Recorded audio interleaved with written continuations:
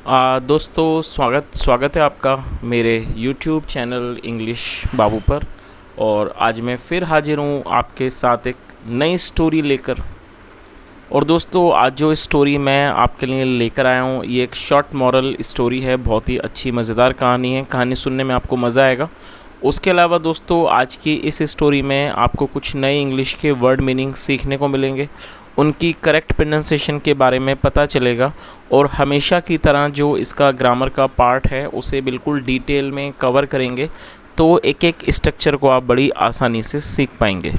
तो चलिए दोस्तों आज की इस कहानी को हम शुरू करते हैं और सबसे पहले कहानी का टाइटल देखते हैं। कहानी का टाइटल है द यूज़फुल थीफ। क्या मतलब हुआ दोस्तों? यूज़फुल एक एडजेक्टिव है जिसका मतलब होता है उपयोगी या कह सकते हैं काम का, और थीफ का मतलब होता है चोर। द यूज़फुल थीफ क्या मतलब हुआ कि उपयोगी चोर या कह सकते हैं काम का चोर। तो दोस्तों ये आज की इस कहानी का टाइटल है, शीर्षक है। और अब मैं इसे पढ़ना शुरू करता हूँ।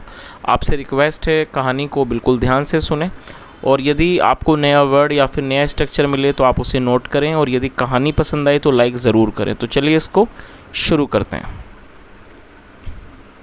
इन a town there lived a trader. क्या मतलब हुआ दोस्तों? ये जो वाक्य है ये पास्ट इंडेफिनिट का अफर्मेटिव वाक्य है, और जब हम पास्ट इंडेफिनिट में कोई भी अफर्मेटिव का वाक्य बनाते हैं तो वहाँ पर वर्ब की सेकंड फॉर्म का प्रयोग किया जाता है। लिव का मतलब रहना, किसी स्थान पर निवास करना, सेकंड फॉर्म में लिव्ड। तो क्या अर्थ हुआ?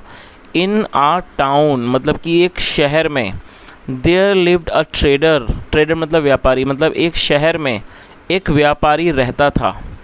ही was a middle aged man. दोस्तों ये जो वाक्य है ये सिंपल पास्ट का वाक्य है। सिंपल पास्ट का मतलब होता है जब हम पास्ट में कोई ऐसा वाक्य बनाते हैं जहाँ पर वॉज या वर्ब का प्रयोग हेल्पिंग वर्ब के रूप में किया जाता है, साथ में नाउन या एडजेक्टिव को लेकर वाक्य बनाया जाता है। और इस तरह के वाक्यों में कभी भी वर्ब का प्रयोग नहीं किया जाता है, तो ये इस तरह के जो वाक्य हैं उन्हें नो एक्शन सेंटेंस भी कहा जाता है। तो क्या अर्थ हुआ?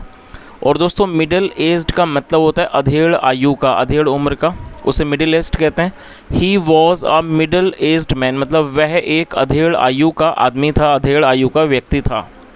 He was rich but a widower. और दोस्तों ये भी सिंपल पास्ट का वाक्य है जहाँ पर वॉज का यूज़ किया गया।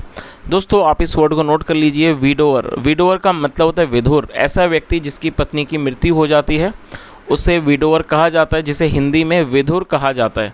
और यदि ये फीमेल के लिए यूज़ होगा तो उसे विडो कहते हैं, WIDOW। विडो का मतलब विधवा। ऐसी कोई भी महिला जिनके पति का देहांत हो गया, जिनके पति की मृत्यु हो चुकी है, उन्हें विडो कहते हैं। और यदि पुरुष होगा और उसकी पत्नी का देहांत हो चुका है, मृत्यु हो चुकी है, तो उसको विडोअर कहा जाता है। तो क्या अर्थ हुआ? ही वॉज रिच मतलब वह अमीर था, बट अ विडोअर लेकिन एक विधुर था, मतलब लेकिन वो विधुर था। He wanted to marry but no girl was willing to marry him। दोस्तों ये जो वाक्य है देखिए ये पास्ट इंडेफिनिट का अफर्मेटिव वाक्य है जहाँ पर सेकंड फॉर्म का यूज़ किया जाता है। वांट का मतलब होता है चाहना, सेकंड फॉर्म में वांटेड। और यहाँ पर देखने वाली बात यह है दोस्तों कि यहाँ दो वर्ब का प्रयोग किया गया है वाक्य को बनाने के लिए। तो जब आप कोई भी ऐसा वाक्य बनाएंगे जहाँ पर आप दो वर्ब का प्रयोग करना चाहते हैं तो पहली वर्ब के बाद आपको टू का इस्तेमाल करना है कंजक्शन के रूप में, और टू के बाद हमेशा ही वर्ब की फर्स्ट फॉर्म लगाई जाती है। तो इस लाइन का क्या अर्थ हुआ? ही वॉन्टेड टू मैरी मतलब कि वह शादी करना चाहता था, वह विवाह करना चाहता था, बट लेकिन no girl was willing. Willing का मतलब इच्छा करना, but no girl was willing to marry him लेकिन कोई भी किसी भी लड़की की उससे शादी करने की, उससे विवाह करने की इच्छा नहीं थी। तो इस पूरी लाइन का क्या मतलब हुआ? ही वॉन्टेड टू मैरी वह विवाह करना चाहता था, but no girl was willing to marry him लेकिन किसी भी लड़की की उससे शादी करने की इच्छा नहीं थी। चलिए आगे देखिए। After many months of bride hunting he got married to a young girl and on this account he had to bribe her poor father with a lot of money. क्या मतलब हुआ दोस्तों, ये लंबा सेंटेंस, इसको मैं थोड़ा थोड़ा करके ट्रांसलेट करता हूँ। After many months of bride hunting, दोस्तों देखिए हंट का मतलब क्या होता है आपको पता होगा। हंट का मतलब होता है शिकार करना और हंटर कहते हैं शिकारी को, लेकिन एक वर्ड के एक मतलब नहीं होते, कई बार एक वर्ड के कई मीनिंग होती हैं। तो हंट का मतलब खोज भी होता है। जब हम किसी चीज़ की तलाश करते हैं, जैसे अक्सर आपने रियलिटी शोज़ देखे हैं जिनको कहा जाता है कि टैलेंट हंटिंग, तो जब हम किसी चीज़ की बड़े स्तर पर तलाश करते हैं तो उसको हंट कहा जाता है। तो इसका मतलब होता है बड़े स्तर पर खोज करना, किसी चीज़ की तलाश करना, उसे भी हंट कहा जाता है। तो क्या अर्थ हुआ, after many months of bride hunting, मतलब कि बहुत महीनों की इस दुल्हन को ढूंढने की मतलब कि खोज के बाद ही गॉट मैरिड, उसका विवाह हुआ, मतलब उसका विवाह हुआ टू अ यंग गर्ल, एक जवान लड़की से। एंड ऑन दिस अकाउंट, और इसके बदले on this account he had to bride her poor father. दोस्तों हैड टू का यहाँ पर यूज़ किया गया है। हैड टू का यूज़ पास्ट, जो हैड टू है वो पास्ट फोर्स्ड एक्शन सेंटेंस के लिए यूज़ किया जाता है। जब हम पास्ट में किसी भी वाक्य में किसी तरह की विवशता को दर्शाना चाहते हैं तो वहाँ पर हैड टू का यूज़ किया जाता है, साथ में फर्स्ट होम लगाई जाती है। तो क्या अर्थ हुआ, he had to bribe her poor father. Bribe का मतलब रिश्वत देना, लेकिन उसे उसके गरीब पिता को रिश्वत देनी पड़ी with a lot of money, बहुत सारे पैसे देने पड़े। तो इस पूरी लाइन का क्या अर्थ निकला, after many months of bride hunting, मतलब कई महीनों की दुल्हन की तलाश के बाद he got married to a young girl, उसका विवाह हो गया एक जवान लड़की से। एंड ऑन दिस अकाउंट, और इस पर he had to bribe her poor father, उसे उसके गरीब पिता को रिश्वत देनी पड़ी with a lot of money, मतलब उसे बहुत सारे पैसे उसके गरीब पिता को रिश्वत में देने पड़े। But the young girl did not like the middle aged trader. दोस्तों ये जो वाक्य है ये पास्ट इंडेफिनिट का नेगेटिव वाक्य है। जब हम पास्ट इंडेफिनिट में नेगेटिव का वाक्य बनाते हैं तो सब्जेक्ट के बाद डिड नॉट का यूज़ किया जाता है, साथ में फर्स्ट होम लगाई जाती है। और दोस्तों यहाँ पर मैं एक छोटी सी बात आपको बताना चाहूँगा। आज मैंने एक शॉर्ट अपलोड किया है, छोटा सा, मतलब 3 मिनट का करीब। तो वहाँ पर मैंने पास्ट इंडेफिनिट को डिटेल में बताया, तो यदि हो सके आप उस शॉर्ट को देख लें। 2-3 मिनट का शॉर्ट है, आप उसमें अच्छे से पास्ट इंडेफिनिट को समझ जाएंगे। चलिए क्या मतलब हुआ, but the young girl did not like the middle age trader, लेकिन जो यंग गर्ल थी, जवान लड़की थी, उसे वो अधेड़ आयु का जो व्यापारी था वो अच्छा नहीं लगता था, उसे पसंद नहीं था। She did not allow her husband to come near her to और to take her in his arms. क्या अर्थ हुआ, she did not allow her. दोस्तों ये भी पास्ट इंडेफिनिट का नेगेटिव वाक्य है जहाँ सब्जेक्ट के बाद डिड नॉट लगाया गया है। अलाउ एक वर्ब है जिसका मतलब है अनुमति देना। She did not allow her husband, मतलब वह अपने पति को अनुमति नहीं देती थी टू कम नियर हर, अपने नज़दीक आने की, या to take her in his arms, या फिर अपनी बाहों में लेने की उसको वो परमिशन, मतलब कि अनुमति नहीं देती थी। The trader was very unhappy, और ये सिंपल पास्ट का ही वाक्य है। और दोस्तों अनहैप्पी का मतलब होता है नाखुश। ऐसा व्यक्ति जो खुश ना हो उसको अनहैप्पी कहते हैं, जो कि एडजेक्टिव है। The trader was very unhappy, जो व्यापारी था बहुत नाखुश था। With this kind of attitude of his wife, मतलब एटीट्यूड का मतलब है बर्ताव, मतलब अपनी पत्नी के इस तरह के व्यवहार के कारण जो ट्रेडर था, व्यापारी था, वो बहुत ज़्यादा नाखुश था। आगे देखिए, वन नाइट मतलब कि एक रात, while the trader was sleeping in his bed all alone, his wife came rushing to him and held him tightly in her arms. क्या अर्थ हुआ, वन नाइट मतलब एक रात, while the trader was sleeping. दोस्तों वाइल का मतलब होता है दौरान, मतलब जिस दौरान व्यापारी सो रहा था, इन हिज बेड अपने बेड पर सो रहा था, ऑल अलोन मतलब बिल्कुल अकेला, his wife came rushing to him मतलब जो उसकी वाइफ थी, बड़ी रश का मतलब होता है तेज़ी से कहीं जाना, उसकी पत्नी बहुत मतलब कि दौड़ती हुई उसके पास आई। And held him tightly, hold मतलब पकड़ना, second form held, and held him tightly, और उसको कसकर पकड़ लिया इनर आर्म्स अपनी बाहों में। तो इस पूरी लाइन का क्या अर्थ निकला, one night while the trader was sleeping in his bed all alone, मतलब एक रात जिस दौरान व्यापारी अपने बेड पर बिल्कुल अकेला सो रहा था, his wife came rushing to him, उसकी पत्नी दौड़ते हुए उसके पास आई। एंड हेल्ड हिम टाइटली, और उसको कसकर पकड़ लिया इनर आर्म्स अपनी बाहों में। She was trembling with fear. दोस्तों ये जो वाक्य है सिंपल पास्ट कॉन्टीन्यूस का वाक्य है। पास्ट कॉन्टीन्यूस मतलब जब हम पास्ट में दिखाते हैं कोई क्रिया चल रही थी, हो रही थी, जहाँ वॉज या वर्क का यूज़ हेल्पिंग वर्ब के रूप में किया जाता है और साथ में फोर्थ में लगाई जाती है। ट्रैम्बल का मतलब होता है कांपना। She was trembling with fear मतलब वह डर के मारे कह सकते हैं, वह डर से कांप रही थी। The trader was highly surprised, और जो ट्रेडर था, व्यापारी था, वो हाईली मतलब बहुत ज़्यादा हैरान था। Just as he took his wife in his arms, और जैसे ही उसने अपनी पत्नी को अपनी बाहों में लिया, ही सॉ उसने देखा, अ थीफ एक चोर को, स्टैंडिंग खड़ा हुआ, इन द डोरवे दरवाजे के रास्ते पर। तो इस पूरी लाइन का क्या अर्थ हुआ?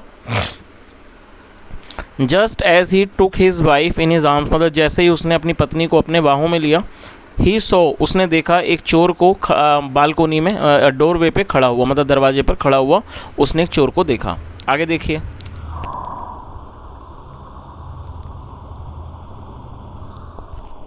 The trader understood everything. दोस्तों ये भी पास्ट इंडेफिनिट का अफर्मेटिव वाक्य है। सेकंड फॉर्म का यूज़ यहाँ किया गया है।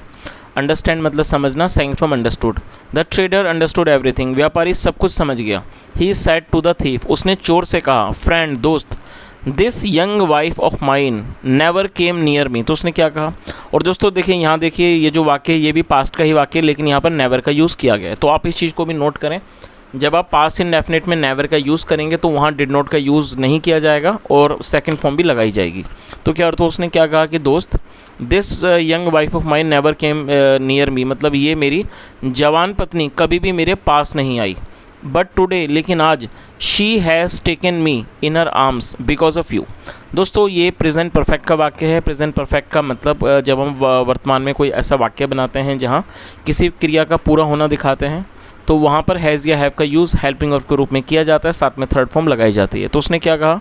She has taken me in her arms because of you, मतलब इसने आपके कारण, बिकॉज ऑफ मतलब आपकी वजह से इसने मुझे अपनी बाहों में लिया है।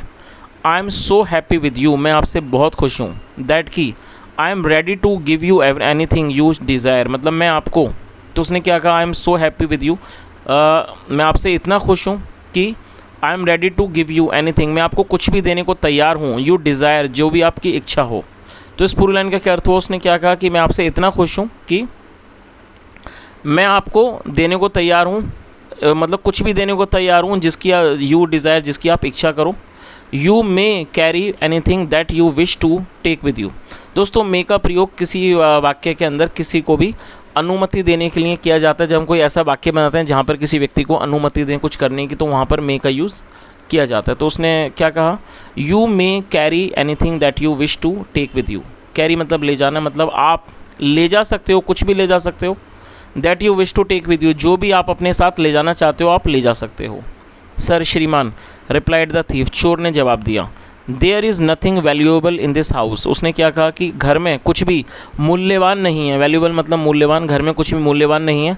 That I can take with me, जो मैं अपने साथ ले जाऊँ। बट लेकिन, इन फ्यूचर भविष्य में, if your wife does not come near you, यदि आपकी पत्नी आपके पास नहीं आती है, और या does not hold you in her arms, या फिर आपको अपनी बाहों में नहीं पकड़ती है, I will surely come here, मैं यहाँ ज़रूर आऊँगा।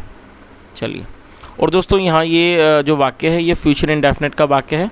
फ्यूचर इंडेफिनिट के अंदर विल का यूज़ हेल्पिंग वर्ब के रूप में किया जाता है। चलिए आगे देखिए, तो उसने क्या कहा कि सर यहाँ पर तो कुछ भी आपके घर में मतलब ऐसा कोई मूल्यवान चीज़ नहीं है जो जिसे मैं अपने साथ ले जाऊँ, लेकिन यदि भविष्य में आपकी पत्नी आपके पास नहीं आती है या फिर आपको अपनी बाहों में नहीं पकड़ती है, I will surely come here, मैं यहाँ ज़रूर आऊँगा। The thief then went away, फिर जो चोर था वो चला गया। Without taking any article from the trader's house. दोस्तों यहाँ ट्रेडर के बाद एपेस्ट्रॉफी एस है, जिसका मतलब होता है का की के। जब हम किसी नाम या व्यक्ति के साथ को जोड़ते हैं तो वहाँ पर एपेस्ट्रॉफी एस का यूज़ किया जाता है। The thief then went away without taking any article from the trader's house. क्या मतलब हुआ कि जो चोर था वो चला गया बिना कुछ भी, मतलब कि व्यापारी के घर से बिना कुछ भी सामान लिए वो वहाँ से चला गया। बट लेकिन फ्रॉम दैट डे ऑनवर्ड्स, लेकिन उस दिन से द ट्रेडर्स वाइफ, जो ट्रेडर की व्यापारी की पत्नी थी, ट्रीटेड हर हस्बैंड, वो अपने पति के साथ व्यवहार करती थी वेरी लविंगली, मतलब अपनी पत्नी के साथ, अपने पति से बहुत प्यार से वो बर्ताव करने लगी। तो दोस्तों ये आज की एक छोटी सी कहानी थी, और जैसा हमने देखा कहानी का जो टाइटल था द यूज़फुल थीफ, काम का चोर, उपयोगी चोर, तो यही कहानी के माध्यम से समझाया गया था कि वो चोर किस तरह से काम का बना।